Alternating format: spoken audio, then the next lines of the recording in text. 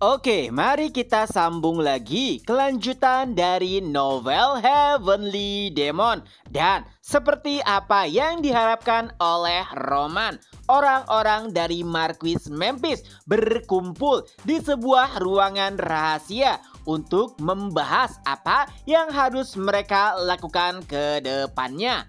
Dan yang memimpin pertemuan tersebut adalah Count Carrasco. Ia adalah teman terdekat dari Marquis Memphis. Pertama, ia pun membahas kemungkinan apa yang bisa mereka lakukan.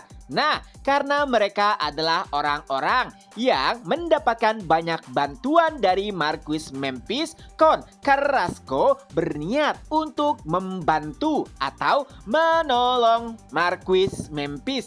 Walaupun ia tahu bahwa taruhannya adalah nyawa mereka, tapi itu juga satu-satunya harapan bagi mereka agar bisa hidup bebas. Ya, menyerah artinya kehidupan mereka tidak akan pernah sama lagi. Mereka adalah orang-orang yang setia dengan Marquis Memphis. Pastinya Roman Dimitri tidak akan membiarkan mereka hidup seperti layaknya manusia normal setelah Roman memimpin Kekaisaran Kronos. Oleh sebab itulah satu-satunya cara adalah bertarung kembali melawan Roman. Walaupun memang kesempatan menangnya kecil, tapi setidaknya mereka berusaha untuk merebut kembali apa yang seharusnya mereka nikmati. Dan untungnya Carrasco berhasil menghubungi Count Snowdin di Valhalla. Dan Count Snowdin pun setuju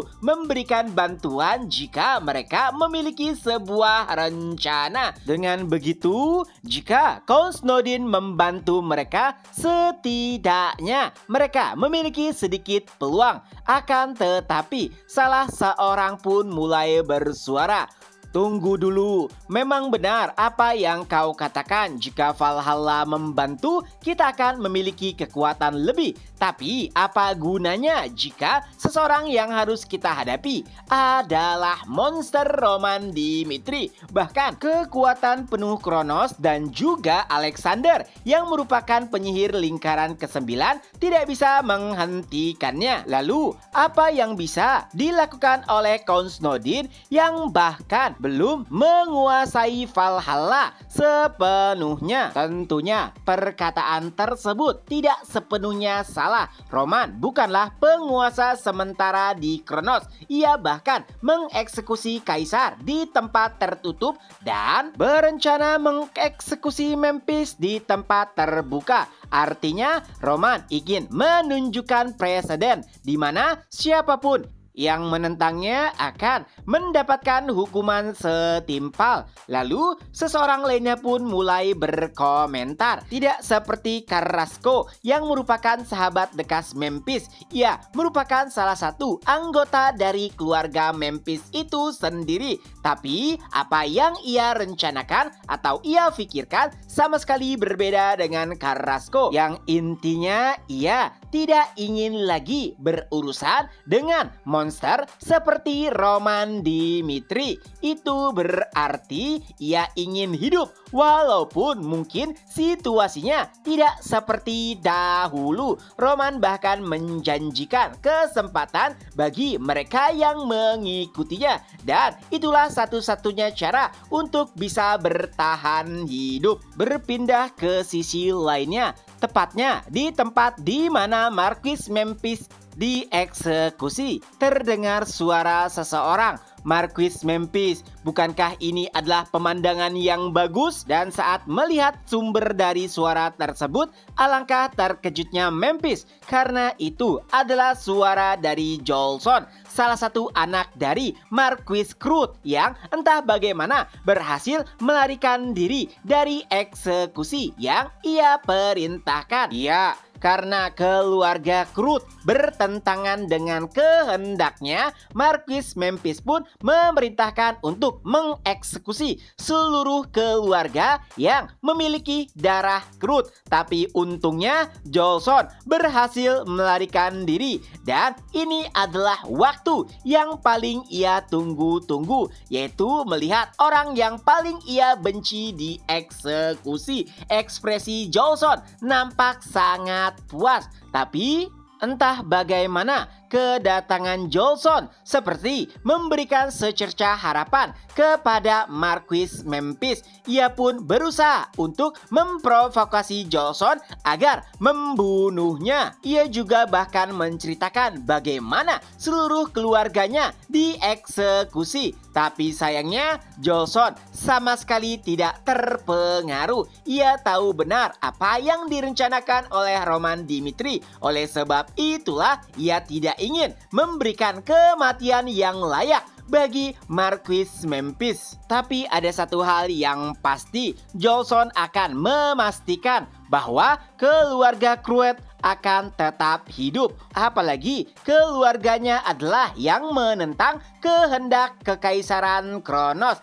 Ia yakin Roman Dimitri pasti akan menerimanya. Tentu saja itu membuat Marquis Memphis frustasi. Kenapa? Karena ia merasa sangat tersisa. Beberapa hari sebelumnya, Marquis Memphis berusaha untuk melakukan bunuh diri dengan menggigit lidahnya. Tapi sayangnya, seorang penyihir pun muncul lalu menyembuhkan lukanya. Yang intinya, ia benar-benar tidak bisa melakukan apapun sampai akhir hayatnya. Bahkan setelah beberapa hari, sudah tidak ada lagi orang-orang yang peduli terhadapnya. Bahkan keluarga Memphis sekalipun. Jadi, satu-satunya cara untuk mengakhiri penderitaannya adalah dibunuh secara langsung. Oleh sebab itulah ia memprovokasi Jolson. Walaupun pada akhirnya Jolson malah mengabaikannya. Dan sebelum pergi, Jolson pun berkata, "Marquis Memphis, mungkin ini adalah terakhir kalinya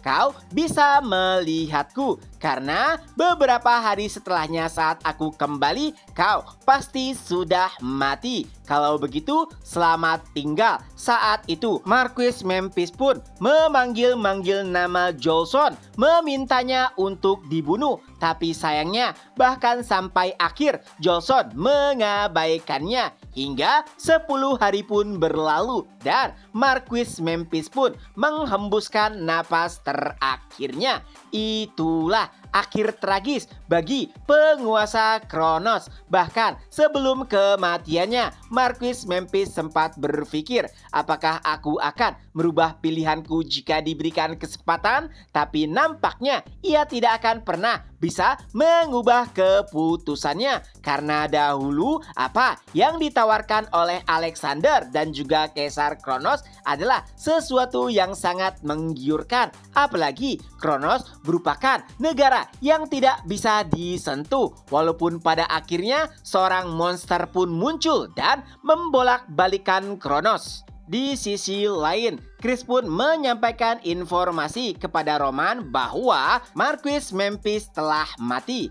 Lalu Roman pun bertanya apakah ada tanda-tanda tidak wajar, dan Chris pun menjelaskan bahwa itu adalah kematian alami, yang artinya tidak ada seorang pun yang menyentuh Marquis Memphis, bahkan dari keluarganya sendiri. Mendengar penjelasan tersebut, akhirnya Roman pun mendapat sebuah kesimpulan, yaitu semua orang Kronos telah tunduk di bawah perintahnya. Oleh sebab itulah Roman pun berencana untuk melangkah pada tahap selanjutnya, dan ia pun memerintahkan Chris untuk menghubungi seluruh pimpinan dari Kingdom Union dan bahkan termasuk Valhalla, karena nampaknya Roman juga sudah menyiapkan rencana untuk Kekaisaran Valhalla. Beralih ke sisi lainnya, tepatnya di Valhalla. Saat undangan tersebut diterima oleh Count Snowdin,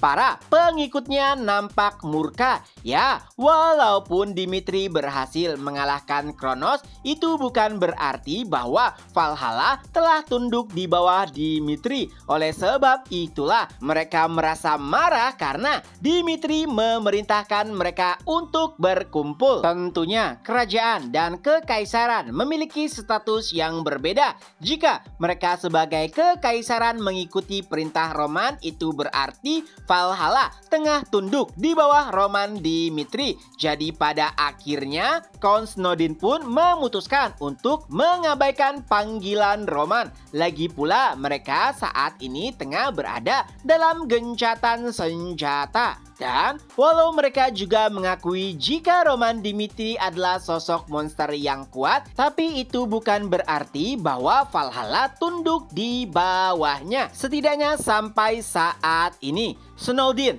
tidak ingin mengalah begitu saja. Tapi sayangnya, saat setiap orang setuju, ekspresi raut wajah mereka pun langsung berubah. Tak kalah, seseorang dari luar ruangan berkata, "Maafkan aku sebelumnya, nampaknya ada sedikit masalah dengan alat komunikasi. Tapi pada intinya, apa yang disampaikan Roman adalah sebuah perintah, bukannya permintaan. Dan jika perintah tersebut ditolak, itu menandakan sebuah protes ataupun pembangkangan." Dan chapter pun berakhir. Nah, itulah kelanjutan dari novel Heavenly Demon. Semoga terhibur. Ketemu lagi di next video. Bye-bye.